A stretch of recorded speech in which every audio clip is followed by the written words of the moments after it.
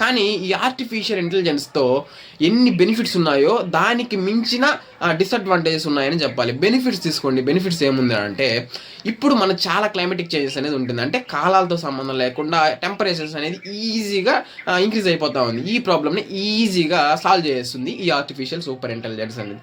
For suppose మనం ఇప్పుడు ప్రజెంట్లో ఏదైనా రీసెర్చ్ చేయడానికి అనుకోండి, ఆ రీసెర్చ్ ఏదైనా ఒక 20 years పడుతుంది అనుకోండి.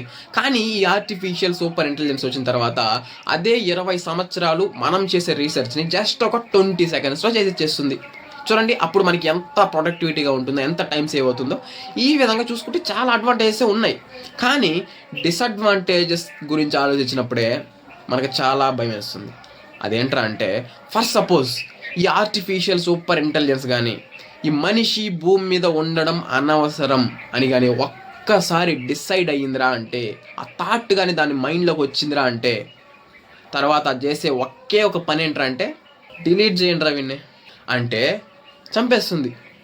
మనల్ని భూమి మీద లేకుండా చేసే అంత పవర్ అనేది ఈ ఆర్టిఫిషియల్ సూపర్ ఇంటెలిజెన్స్కి ఉంది అనేసి మనం నిజంగా తెలుసుకోవాల్సిన ఒక ఇంపార్టెంట్ థింగ్.